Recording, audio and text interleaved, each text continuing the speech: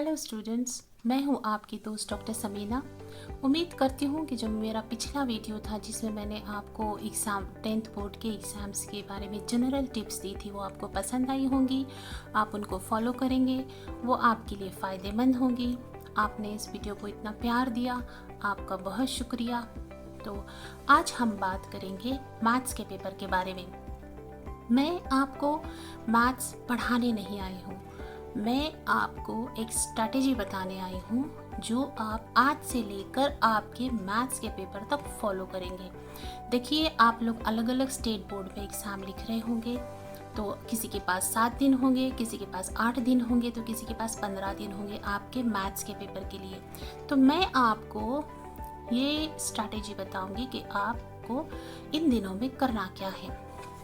ठीक है, तो देखिए, सबसे एक कॉमन चीज़, ऐसा कभी आपके साथ हुआ है कि आप अपना टेस्ट पेपर लिख रहे हों और आपने क्वेश्चन पढ़ा और आपको समझ आया कि इसमें वॉल्यूम कैलकुलेट करना है, सरकमफ्रेंस कैलकुलेट करना है या एरिया कैलकुलेट करना है, आप समझ चुके हैं आपको क्या करना है, लेकिन आपको फॉर्मूला ही यही याद आ रहा है। आपका सर चकरा रहा है कि कौन सा फॉर्मूला लिखूं। हुआ होगा ना आपके साथ। ऐसा क्यों हुआ आपके साथ पता है? क्योंकि आपने अपनी फॉर्मूला शीट को अलग से टाइम नहीं दिया। तो चलिए, देर किस बात की, आपके पास अभी भी कुछ दिन है, निकालिए अपनी फॉर्मूला शीट। फॉर्मूला शीट यानी उसका मतलब सारे फॉर्मूलेज जहाँ इकट्ठे किए गए हों, या तो आपके पास वो 6-7 पेपर होंगे, या आपके हर लेसन के पहले आपके टीचर ने फार्मूला लिखवाए होंगे।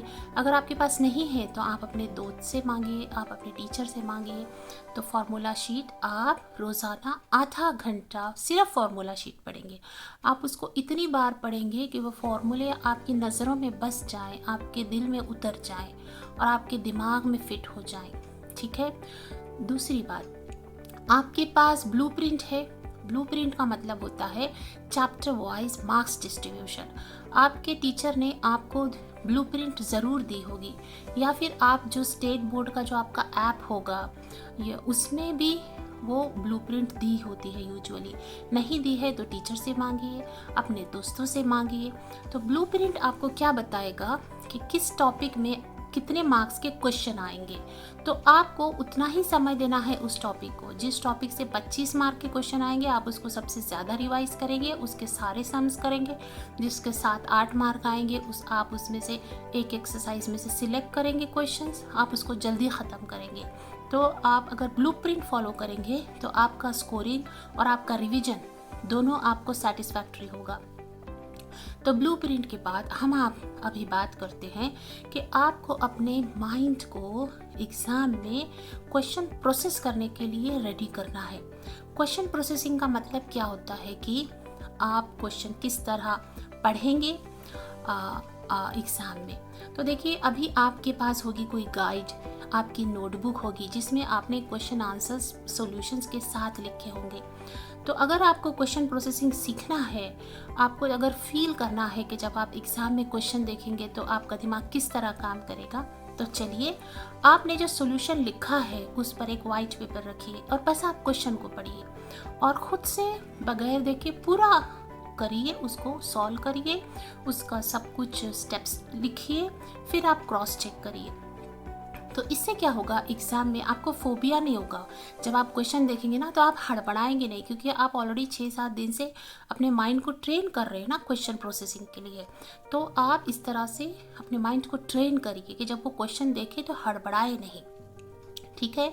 तो आप देखिए, अब नेक्स्ट बात आती है, आपको आपका प्री बोर्ड का पेपर निकालना है, जिसे आप प्रीलिम्स कहते हैं, कोई प्री बोर्ड कहते हैं। अब आप उसको निकालिए। ठीक है। अब आपको उसमें टाइम डिस्ट्रीब्यूशन करना है आपके सेक्शन वाइज। ठीक है। देखिए, आपके पास 180 मिनट है, ये कम नहीं होते, ये बहुत ज़्यादा समय है आपके पास। ये कब ज़्यादा है? अगर आप उसको सही तरह से डिस्ट्रीब्यूट करेंगे। तो आप देखें कि आपके सेक्शन वाइज में कौन से सेक्शन में 1 मार्क के क्वेश्चन है, कौन से सेक्शन में 3 मार्क के क्वेश्चन है, कौन से सेक्शन में 5 मार्क के क्वेश्चन है।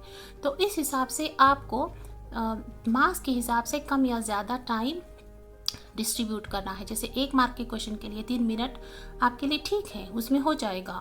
3 मार्क का क्वेश्चन है तो आपको 5 मिनट लग सकते हैं, 4-5 मिनट लग सकते हैं, लेकिन 5 मार्क के क्वेश्चन को आपको कम से कम 7 मिनट तो पकड़ के चलिए, आपको इतना समय लगेगा। तो आप सेक्शन में दिमाग में बताइए, ये सेक्शन में मुझे 20 मिनट रखना है, 25 मिनट रखना है, या मुझे इसको 10 मिनट 30 मिनट रखना है।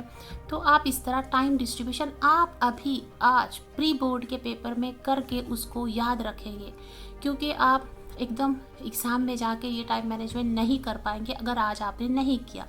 ठीक है, अभी आप चले गए एग्ज़ामिनेशन हॉल में, आपको जब पेपर मिला है तो यूजुअली देखिए आपको 10 मिनट पहले पेपर मिल जाता है, क्योंकि वो दे देते हैं। तो आप कोशिश करिए ना कि पूरे क्वेश्चंस एक बार पढ़ लें, इससे आपके दिल का डर निकल जाएगा। तो आपको आपका जब टाइम शुरू होगा पेपर लिखने का, जब आप क्वेश्चन पढ़ेंगे तो आपको डर नहीं लगेगा कि, तो आप थोड़ा स्टेबल रहेंगे। तो आप ठीक है, अभी आप जब क्वेश्चन पढ़ रहे हैं तो सबसे पहली बात, आप क्वेश्चन को हर फुल स्टॉप में रुकेंगे। जैसे देखिए कि Geeta has 92 mangoes and Sheela has 72 oranges, how many oranges they have all together. इसमें क्या है, 3 सेंटेंसेस है। आप उसको पूरा 3 सेंटेंस एक साथ नहीं पढ़ेंगे, आप हर फुल स्टॉप पे रुकेंगे। गीता हैज़ 92 मैंगोज, आप अपने आंसर शीट में लिखेंगे गीता इक्वल्स टू 92। ठीक है, फिर आप नेक्स्ट सेंटेंस पढ़ेंगे, फिर आप उसका स्टेटमेंट लिखेंगे। ठीक है, लिखते समय आपको वैल्यूज़ करेक्ट लिखनी है। आप 62 को 61 नहीं लिखेंगे, 61 को 60 नहीं लिखेंगे, क्योंकि अगर आपने वैल्यू सही नहीं लिखी तो आपका पूरा कैलकुलेशन रॉन्ग होगा, आपके हाथ से पूरे मार्क्स जाएंगे। ये सबसे 95% बच्चे यही करते हैं कि वो ऊपर से क्वेश्चन से वैल्यूज़ गलत उतारते हैं। तो आपको वैल्यूज़ बिल्कुल सही उतारनी है। ठीक है, जब आप लिख रहे हैं, देखिए अभी आपकी हैंडराइटिंग अच्छी है या बुरी, अब तो आप उसको कुछ सुधार नहीं सकते। ठीक है, लेकिन आप मैथ्स का पेपर लिख रहे हैं, याद रखिए आपको नंबर सुंदर लिखने हैं, 1 2 3 4। आप देखिए जैसे केजी के बच्चे कितना प्यार से लिखते हैं नंबर, आपको मैथ्स के पेपर में नंबरों को बहुत प्यार से लिखना है। आपको 6 0 की तरह नहीं लिखना है, आपको 9 1 की तरह नहीं लिखना है, आपको 7 1 की तरह नहीं लिखना है। आप उसको बहुत प्यार से लिखिए, क्योंकि आपके कैलकुलेशन नीचे रॉन्ग होंगे और पढ़ने वाले को भी मुश्किल होगी। आप अपने स्टेप्स में स्पेसिंग दीजिए, करेक्ट स्पेसिंग, ताकि पढ़ने वाले को आसानी हो। ठीक है, और जो कैलकुलेशंस होते हैं आप मेंटल कैलकुलेशंस करने से बचिए, क्योंकि आप हड़बड़ी में गलत कर सकते हैं। आप लीजिए पेंसिल और उस सम का कैलकुलेशन उसी सम के नीचे राइट कॉर्नर में आप पेंसिल से कर सकते हैं, या आपको अगर रफ पेपर अलाउड है तो आप रफ पेपर पे कर सकते हैं। जिससे भी आपके नॉर्म्स है, आपके टीचर ने बताया होगा, तो आपको मेंटल कैलकुलेशंस नहीं करने हैं सुपरमैन की तरह, आपको अपने हाथों से कैलकुलेशन करने हैं और करेक्ट आंसर लिखना है। ठीक है, और एक बात देखिए, जैसे इसमें यूनिट्स एंड डायमेंशंस होती हैं।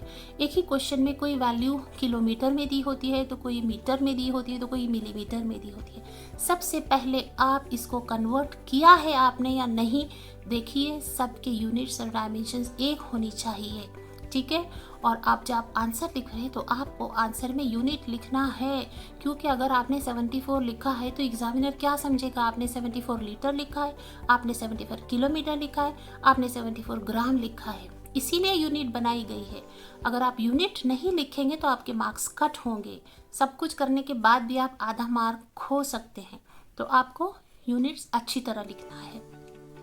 और उसके बाद देखिए, अगर आपका कोई सम गलत हो जाता है, ठीक है, आपका गलत हो सकता है, तो आप उसको क्रॉस करिए, आप उसकी पुताई मत करिए।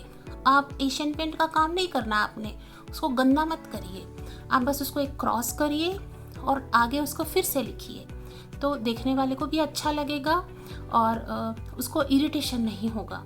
ठीक है ना, तो अब आपका पेपर हो चुका।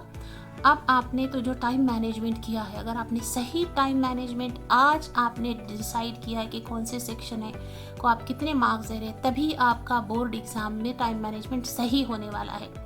तो आपके पास समझिए 10 मिनट बचते हैं, तो 10 मिनट में आपने फिर से चेक करना है कि आपने सही वैल्यूज़ लिखी हैं हर सम की, और आपने यूनिट लिखा है, और कैलकुलेशन आपने देखना है।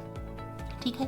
बगैर चेक करे अगर आप पेपर सबमिट करेंगे तो हो सकता है कि आपने कोई सिली मिस्टेक की हो, आपकी मेहनत पे पानी फिर सकता है। आपको मैथ्स का पेपर बगैर चेक करे कि नहीं सबमिट करना है, ठीक है।